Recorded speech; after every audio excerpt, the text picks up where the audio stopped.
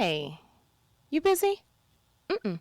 Okay, let me run something past you real quick.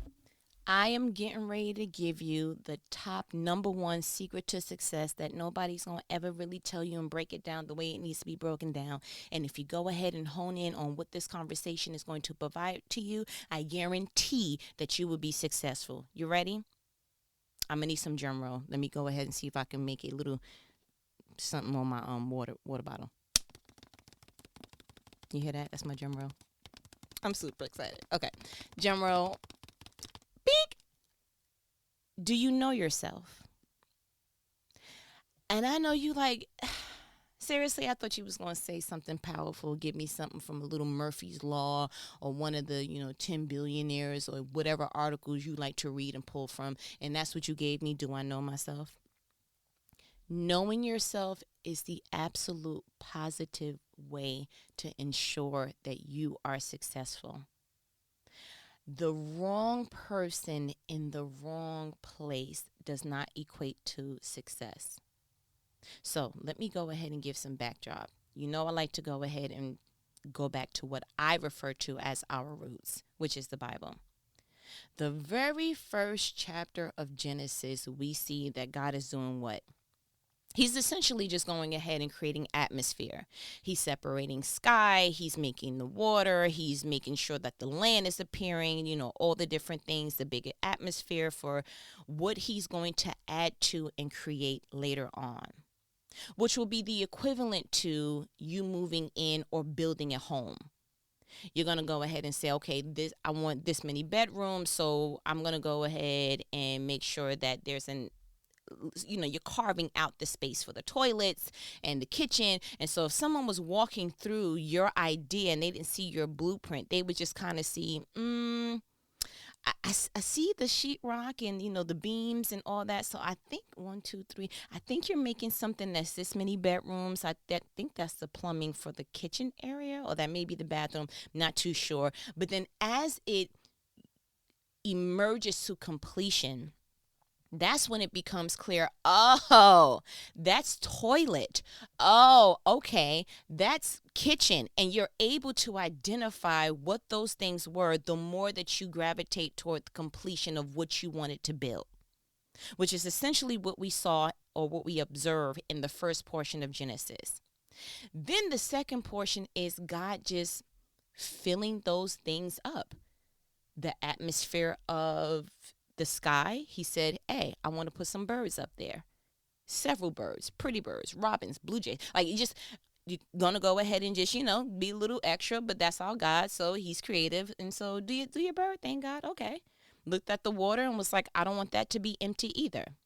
Let me go ahead and put a series of fish. Beautiful, big, large, small. Make some schools up, make some Nemo. Like, just, do a little bit of extra everything. Awesome. And then in this bigger atmosphere, I'm going to make some mammals and, little tigers and lions and bears. Oh, my. And then I want to go ahead and make some things that looks like me. Cool. And so when you zoom out, what he essentially did was, and keeping the same analogy of the house, he then started packing the rooms according to what he built. Master bathroom and bedroom is for who? Not your kids, unless you're on the rich side.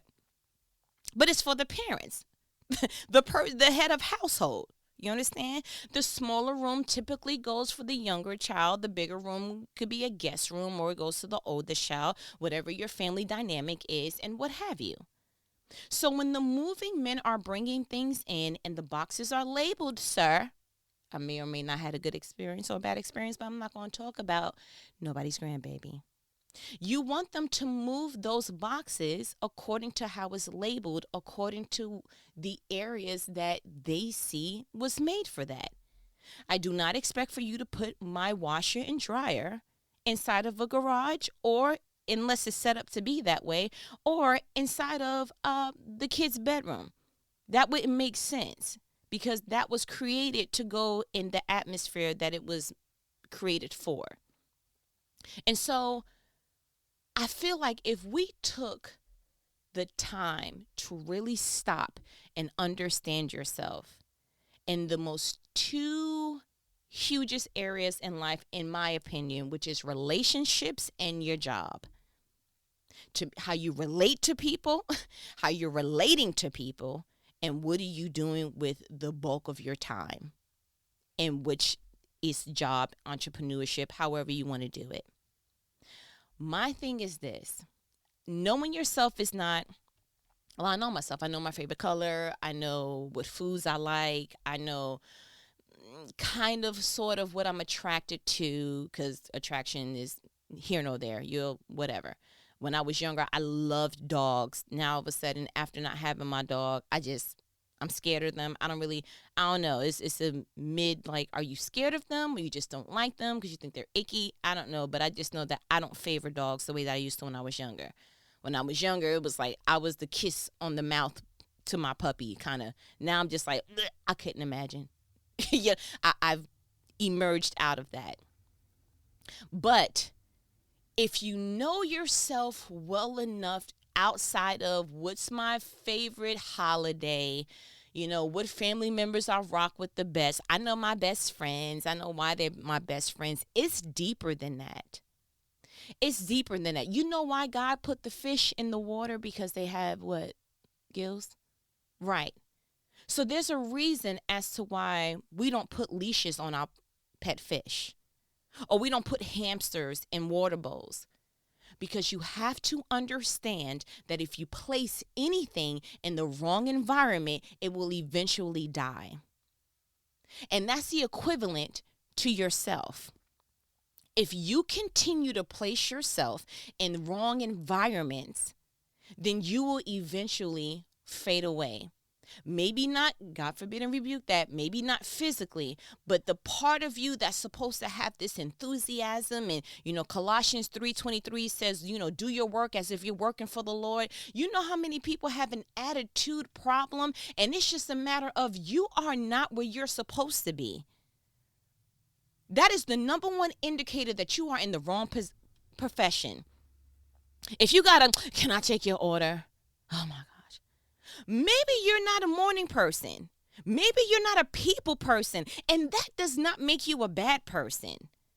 You may be an introvert, so introverted that you're like, I'm probably best in an office, in a cubicle, doing my own thing, having very limited transactions with customer service face to face, or at that, other coworkers. I like to do my own thing. I kind of want to put some earbuds in my ear real quick, listen to some music, get through my day, take my lunch, come back, finish the rest of my day, and go home. And to me, that is a job well done. So then if that particular person who has that extreme introverted trait then goes out and tries to be a salesperson somewhere, you're going to fail dramatically. It's going to be terrible. Numbers ain't going to look good. You're going to be going to work with a headache. Your body is going to show you an indication of, hey, I don't like it here. And don't try to force yourself to do more of what you're not created to do. Like humans, we have the best of both worlds. We can go ahead and walk on land, and then we can go ahead, for those who can, go ahead and swim. But you could not live in water. Like just going ahead and saying, okay, I'm just going to go ahead and just live here because I like the water, I like the beach kind of thing. And not beach. Like you can't have somebody drop you off in the middle of the Atlantic Ocean and say, I'm good. Just because you have a little bit of a trait doesn't mean that you are to expand on it to the point of exhaustion. Your muscles, taking that same Atlantic Ocean analogy, would eventually give out. Your body temperature is not used to being in that particular atmosphere. The way that water is chilling up, or if it rained, or if it's a strong wind, the number one indicator that you're also not supposed to be in the water is that there are other things in the water that could contaminate your particular setup, your skin. You may get bit by something. You may come out with some type of infection, whatever it is. If you don't go ahead and admit this is not a long-term placement for me, your body will give you hints. Go ahead and mess around and get hypothermia. Like, there will be indicators that your body is like, I am trying to communicate to you. Just because you're a great swimmer, I don't care how much Michaela Phelps you think you are, there is a end point to this. Maybe you love the job coming out first. You were like, man, you were excited and you were this, that, and the third. And then for some reason, that momentum changed. Maybe it was, the onset of a new supervisor, the onset of new upper management, the onset of, you know what, I just don't want to do this drive anymore. It was cool at first when I was into my music and had things to occupy me, but I really don't want to take that much time to leave my house in the morning to get whatever the reason. Maybe your body is starting to give you calculations that's not equating to this is a completed area for us. Maybe it just is, are you listening to yourself? But better question, do you know yourself? Do you know yourself? Yeah, a fish can go out of water for a little bit, but not long term. You don't want to go ahead and do that. And you see that I've seen videos on Instagram where people are like, they'll pick up the fish and give the fish a little kiss and, do all the different things. So, yeah, for a little bit, it'll come up for some air for a little bit, but it doesn't belong there. And especially not long term. How many job opportunities would you really have to save yourself the unnecessary, not only just headache, but just the inconvenience of applying somewhere, then actually working somewhere, and then you're like, this is not it. I want you, and I'm clapping my hands because this is when you know it's real, to get to a point that you know if a job is a good fit.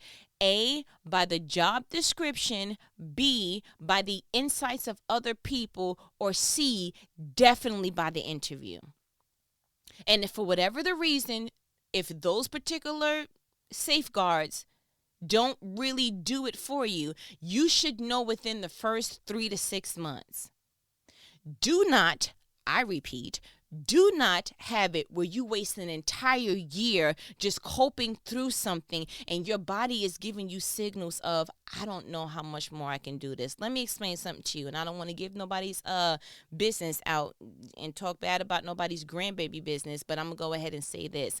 I had the bright idea to go ahead into the insurance business, and I may or may not tell you, nope, I won't tell you the name because I don't want to be disrespectful. I would just tell you that it's car insurance.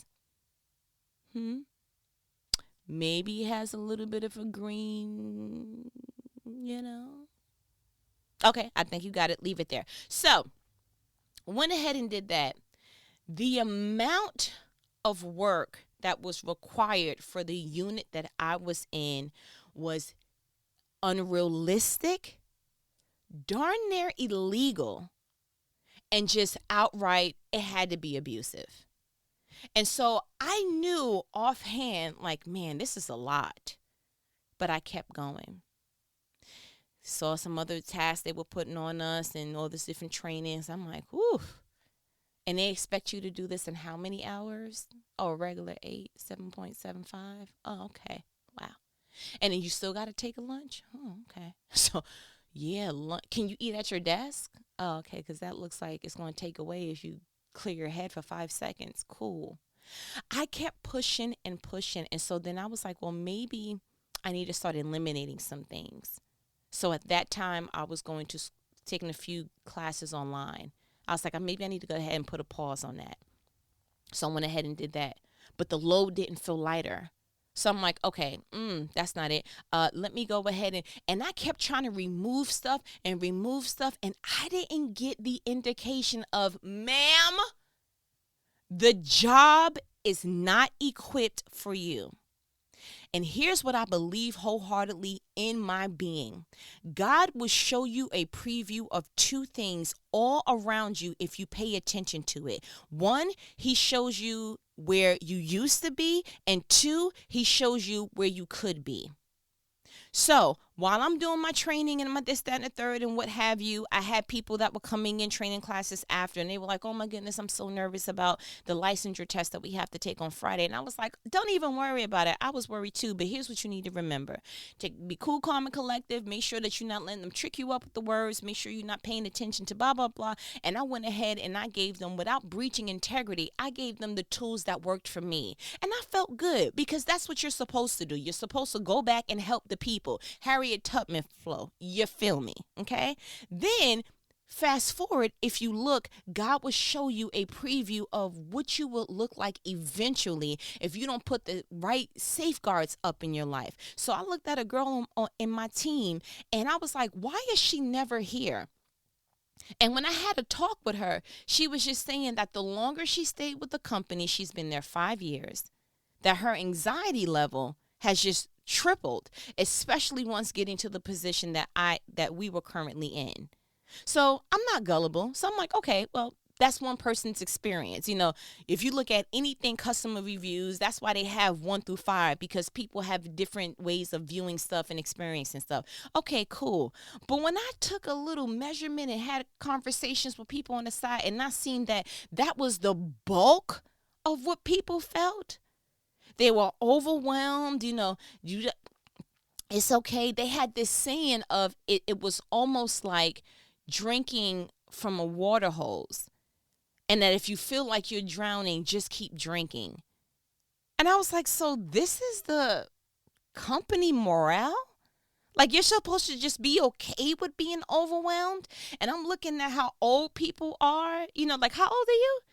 Oh, and then after a while, what do people start to look like when they don't feel like going to work? Like a bum, right? And it's like, oh, you, to the point that someone pulled me aside and was like, you dress so nice. It's almost like you planned your outfits. And so I looked at her and said, is there any other way to do that? And she was like, I'm just at a point that I'm just pulling from whatever pile of clothes that I can pull from, because I don't have the time to cook. I don't have the time to this. Because the job was almost created for it to take over your life.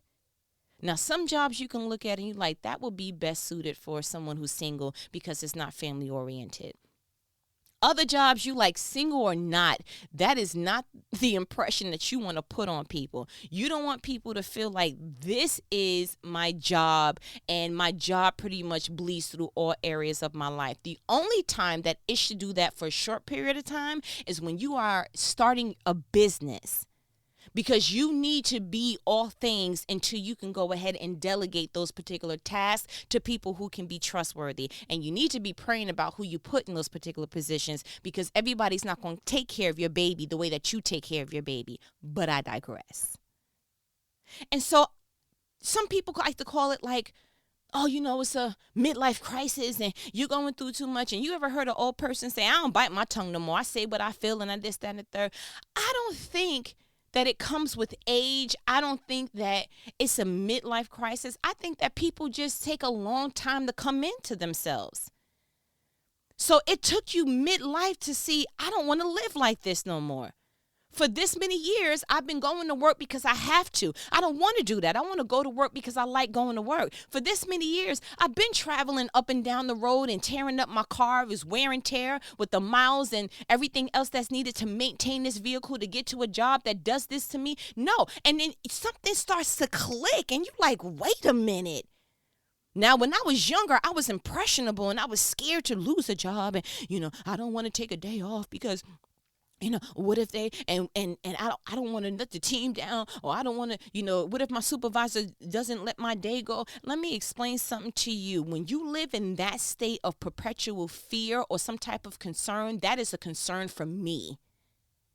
I had a woman when I interviewed, I told her, I said, hey, because I said it on the automated thing that they had me do. They had me do this little voiceover thing just to make sure I wasn't like, hey, shawty, what do? Because they didn't want to, go ahead and let that in the business. And I understand that. But I said, when they gave me the opportunity of, hey, anything else you want to let the employer know before we go to the next levels? I said, yes, I have 2 vacations in June.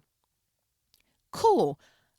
That was either y'all going to accept it or you not. Oh, okay, great. So I got a follow up of, oh, okay, great. Come on, we're going to go ahead and interview. And so we move forward in the interview process.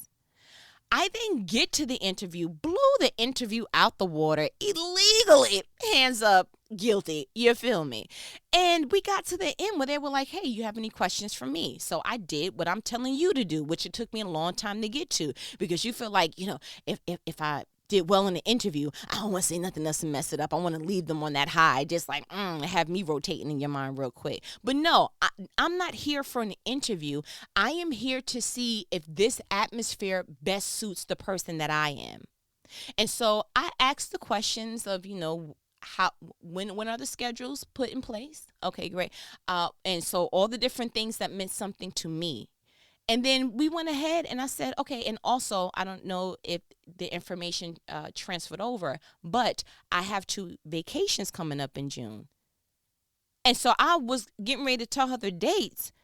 And she was like, oh, hold on. I don't want to go ahead and let you think that you can get those days now, because we have all these different things, and that particular worker, she's pregnant, so she'll be out, and then we have a system of how we do PTO, personal time off, and so I want to be fair, and there are other workers, and she's tried to give me whatever her explanation is, but I don't think you heard me, ma'am. I didn't ask you. I didn't ask you, hey, can I take a vacation? I'm telling you that I'm going on vacation. So when she gave me that information, dust my hands, dust my feet. I'm done. Because I am clear that if I'm giving you several months in advance, prior to even being selected and prior to getting this interview, I let you guys know, how is it that you still made it, I don't know. So I knew off back that particular employment is not going to work for me. And I'm going to expand on that with work-life balance, because we're going to have another conversation about that in just a bit. I pinky promise you on that one. And relationships. Know yourself enough to know what relationships work best for you. Like I told you, my husband stuck out like a sore thumb, because this day and age, what I was looking for, it could be qualified as an old school, and I'm doing the bunny ears in the air, old school trait, but I believe that a man is not a man if he can't keep his word. The dudes that I was friends with, my friends that are who I deem my friends, the people that I surround myself by, the one thing that is a guarantee is that I can depend on what you say you're going to do, what you say you're not going to do, and or you update me in a timely fashion if something changes. So I knew that in my personal relation, I'm not dealing with nobody who does not know the art of remain consistent or communicate the change. It should be common sense, but I don't know if sense ain't common no more. Nope, there's quarters, nickels, dime, but it ain't no common in them cents no more. I don't know what's going on. Everybody walking around with the da-dum, dee-dum, dee-dum, da-dum. Like, that's what I feel like the dating run was. It's like, you guys are not worth it. I can't do it. And so I wanted to have this conversation because I want to save you time.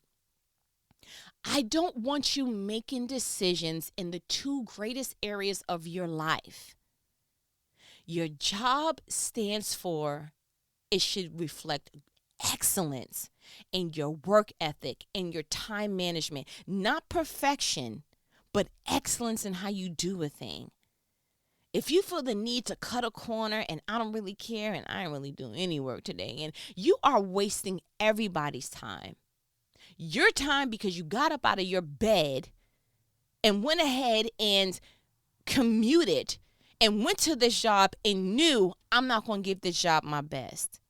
And don't you dare tell me that, oh, I'm going to a job because I have to. No, what that means is you created an environment that requires for you to work at this particular job. Maybe if you created another environment that allowed you to work somewhere else, you wouldn't have that stress. And it may look something like, go ahead and downsize where you're at. You have a 2-bedroom, maybe you need a studio. Okay, you got that particular square footage of a house, maybe you need a smaller house. Oh, okay, well, you got payments on your car, go ahead and trade that sucker it in. I don't care if it's upside down and get you a hoopty. Don't you dare tell me I have to go ahead and go in these life-killing environments because of what I created. Then you didn't read Genesis 1. You didn't read that God created atmosphere because he knew what he was going to fill with it. And even if you're doing it the opposite way, where you're filling yourself with the particular atmosphere, that doesn't give you an out. That doesn't give you the opportunity to waste your time. It's not like you go ahead and get the 8 hours and then you get the check and then you feel better and then you do it again. No, if you're just doing this, 'cause I got to provide for my fill in the blank family, I got to pay this off, I have to whatever. I'm cool with you working something unpleasant for a short period of time, nothing over a year, unless you are in a tremendous amount of debt. And then you need to go ahead and change your lifestyle completely and let this be a lesson learned. Once I go ahead and do these 5 years, once I go ahead and do whatever this financial stint is, because it's almost like a jail sentence. Once I go ahead and do this, I'm going to exercise my freedom like nobody's business. What makes you any different than a cellmate right now? They get up. They go ahead and get showered and get on their clothes and go to a job that they have to work. And that's what they're doing in prison. What makes you any different from that? And you're free. Come on, Holy Spirit, because that's not even something I wanted to say. But do you understand that illustration? That should hit you like a Mike Tyson uppercut. You kick. You understand? Mortal Kombat. Somebody who is in jail, a cellmate, a prisoner, has to go to a job and do something they don't like to do. They either in the kitchen, they got to do laundry, they in the yard, they're doing something, because how they have it in jail is you're going to do something with your time. We're going to go ahead and get this labor from you. And whether it's, they take that job because it takes them out the cell for a couple of hours, it clears their mind, they actually like folding clothes, whatever it is, it's never going to amount to you did that because that's something that you like to do or that you love to do or that's worth your time. That's free labor. A couple of pennies, that's free labor. How dare you have the freedom to choose and create just like your creator, and you create an atmosphere that doesn't thrive for you. You make decisions that add to death inside of you. And I rebuke that in the name of Jesus. But if you are not thriving, then what's the opposite of that? And I get passionate when it comes to people living their purpose. I get passionate about people waking up and not doing what they were called to do, because I know for a fact that every day there's at least one person who didn't wake up. I've seen people and heard of people dying prematurely. You have too. Even if it wasn't a personal loss, you've seen the rappers and the what have you. You can go ahead on Google and put up the people who died under 25 years old. And here you are, midlife crisis age, again, doing air quotes, not living your best life. A song shouldn't have come out for you to want to go ahead and put that on a t-shirt. Shouts out to the deacon, Little Duval. He ain't going back and forth with y'all, but he living his best life. That's the notion that we should all have. And you know when he made that song? At 40 years old. 40 years old. That means enough people bought into that particular mantra and mission statement that he made a platinum, I think whatever, it probably was gold, but he made a seller, a banger, if you will, at 40 years old. Because everyone wants to live their best life, but are you choosing your best life? What are your decisions choosing? What are they reflecting? I can't be passionate for you. All I can do is through the Holy Spirit light a flame to your hiney. You better not wake up not one more day without an exit plan. If you are currently in a place that you're like, this is not it. You ever met a person who makes way less than you and they look like they're okay? Yeah, you ever, because I have, Googled the happiest people on earth. It's never materialized. It's never materialized. So then what is it? It's waking up on purpose, for a purpose, and walking out your purpose. You were given the gift to create just like your creator. Do the spiritual matching game of my characteristics and my continual growth with said environment and said relationship. Don't you dare live this entire life on a I have to. You got shackles around your arms. You got bars where you sleep. You got guards telling you when to get up. You might as well. You might as well. So I feel like you got what you needed, and I feel like I need to go ahead and run this off because I am amped. It better not be not a near another, and that's good English, near another time that you clock into anything, that you drive to anything that doesn't just do this thing in you where it fans up your excitement. And I'm not talking woohoo, yay. I'm just talking about that you're going to something that you love, that you do a good job while you're there, and that you benefit from the environment, so the environment is benefiting off of you. The front desk of any agency that's usually state ran has a person with an attitude. Ma'am, we're not thriving because of you, and you not thriving in this environment either. So it's a mutual fatality. You see how I'm staring at you? No, that is calculated silence. Because I'm literally waiting for that Selah moment where it stops and you just, Yeah, you digest that. All food is not meant to eat and fast. This ain't fast food. This is Thanksgiving. I need you to sit down and you just go ahead and digest. Unbuckle your belt if you have to. But I can go on and on in this. I'm going to hold a little bit of this because I really want to talk to you about work-life balance because that's a problem for me. So you know what these conversations are? Because I'm trying to stop myself like, listen, you're going to have her. You're going to have them on the phone for like, how long? Like, seriously. You don't add nothing to their mobile plan, so you need to be right. Okay, so you need to go ahead and just make sure that you're being considerate. These are life-provoking conversations that someone is not going to tell you just off the whim, but I care deeply about growth, development, and purpose, and so I'm going to tell you clear-cut the way I can only do it, which is from the heart, and if it's gutter, then I apologize, but if you hear nothing, I want you to hear passion, and if you hear passion, then you are able to hear God. Life-provoking conversations. Don't you dare hang up this phone and just go on with business as usual. What's your strategy? And do you know yourself enough to do something with the strategy? So my challenge to you, if you have not already picked it up, is how are you matching what you created with your characteristics? Are you placing yourself in environments that have a mutual thrive? Or are you placing yourself in environments where there's a mutual fatality? What's your plan to get to the first option so that you can stop living the latter? I feel like you got what you needed. I'm not going to hold you not another millisecond later because I feel like you got what you needed.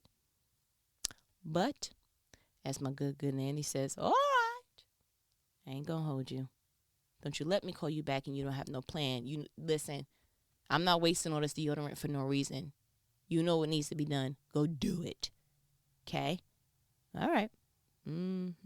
Later.